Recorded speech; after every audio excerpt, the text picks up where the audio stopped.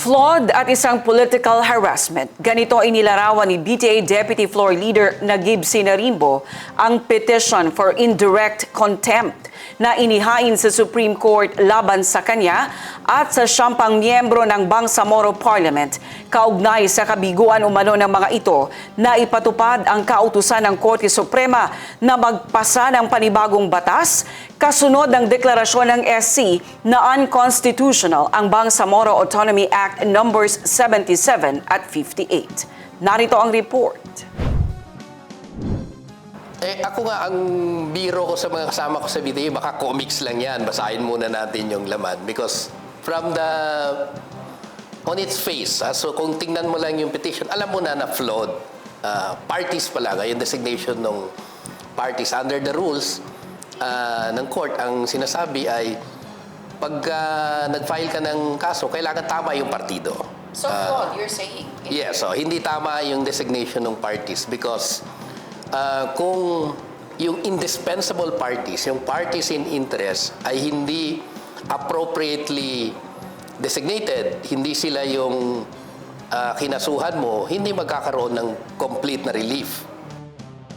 Ito ang sinabi ni BTA Deputy Floor Leader Attorney Naguib Sinarimbo matapos maipost sa social media ang petition for indirect contempt na inihain sa Supreme Court laban sa kanya kay MP Ishak Mastura, MP Tumanda Antok, MP Zulfikar Ali Bayam, MP Rasul Ismael, MP Kitem Kadatuan, MP Rasul Mitmug Jr., MP Aminuddin Sumagayan, MP Romeo Sema at MP Baintan ng Patuan.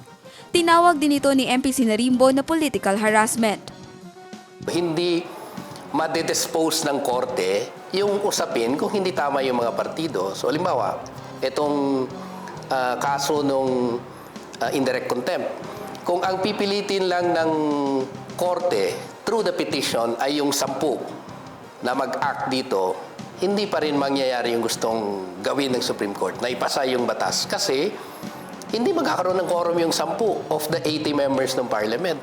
Hindi rin nila kayang ipasa yung batas na yon. So, kung mali yung parties, hindi magpo-proceed yung kaso. So, I'm certain from a legal viewpoint, hindi tama yung petition. So how do you look at it?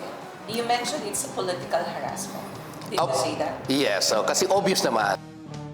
Sinabi ng mambabatas kung matatandaan anya na ang 6 na districting bills na inihain sa Bangsamoro Parliament alinsunod sa resolution ng Supreme Court na dineklarang unconstitutional ang BAA 58 at BAA 77, inirefer daw ng Parliament sa Committee on Rules at Local Government ang usapin.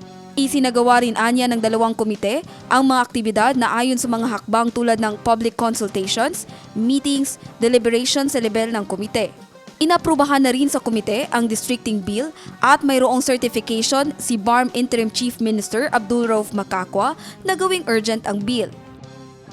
We've transmitted the committee report to the plenary para doon sana sa plenary deliberation noong 18. Pero dahil hindi nagka-quorum, hindi natin naipasa. But at the level of the committee, yung mga tao na in-identify in the petition, sila yung nagtulak na maipasa ito. So like MP, Deputy Speaker Mastura, siya ang nag-move na i-adapt yung isang bill so that we can proceed with the deliberation. Si MP Mitmog was the one who argued against delaying further the deliberation in the committee. Gusto ni MP Rasul Mitmog mapasa na yung committee report para madala na sa plenary. Okay.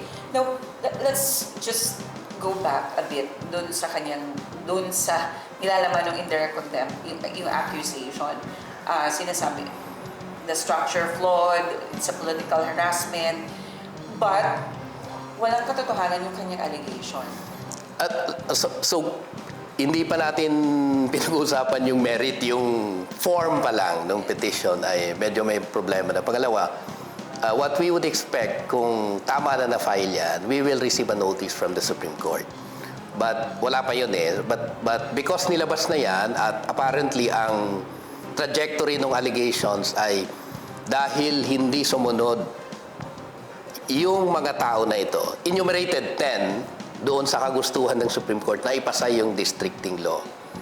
So merong insinuations na parang kami na 10 yung hindi umaksyon.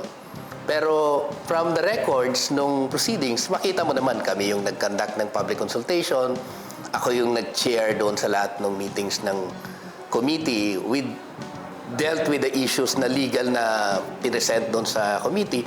We approved the committee.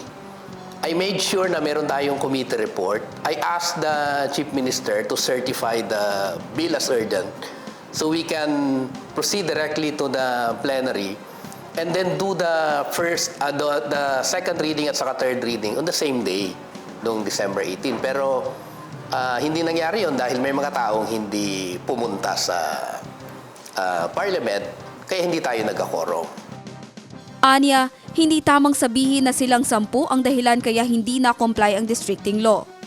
In fact, yung 10 ang talagang nagsikap na maipasayan at the committee level. And then, we made sure we were present at the plenary.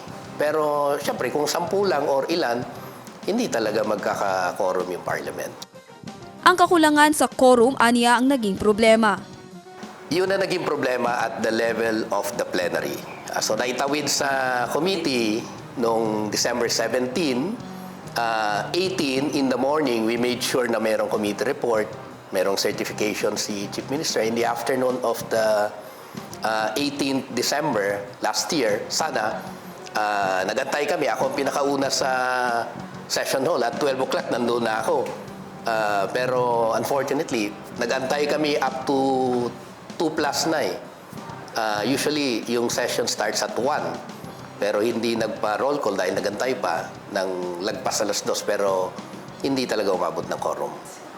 So may hirit pa si Chief Minister after na hindi tayo magka-quorum nung 18. Ang usapan ay mag-hold ng special session. Tinanong ako ni Chief Minister, sabi ko pwede pa naman yon. But you'll have to request the speaker para mag-hold tayo ng special session. And indeed, si Chief Minister nag-request naman siya kay speaker. Unfortunate lang dahil nung time na yon, karamihan doon sa mga kasama natin nasa Umrah na sa Makkah. Hindi naman natin masisi yung mga yon dahil ahead of time talaga yon. Binook na nila ahead of time yung Umrah nila. So, mahirap mag-surmise na intentional yung pag-alis kasi talagang naka-schedule yun earlier. Sa paglitaw ng petisyon, ito ang sinabi ng opisyal. Hindi naman automatic kasi na given due course yan eh. Ibig sabihin, hindi naman automatic na sabihin ng court na sasagot tayo. What I think would happen, ay tingnan muna nila yung on its face. May merit ba? Tama ba yung form? Yung substance ng petition. Kung hindi tama, so halimbawa, doon sa designation ng parties, kung may mga indispensable parties na hindi na-include doon sa petition, ang natural course ng court is to direct the petitioner, isama mo yung mga indispensable parties kasi hindi tayo magkakaroon ng final resolution kung may mga partidong hindi nasali. Walang complete relief kung walang inclusion ng lahat ng indispensable parties. So we would expect the court to direct the petitioner, i-amend niya yung parties niya, i-include mo lahat yan at BTA ang appropriate na respondent dyan dahil yun naman ang directive ng court. From there, kung aabot sa atin yung petition, then we'll answer. Jen Garcia, iMinds, Philippines.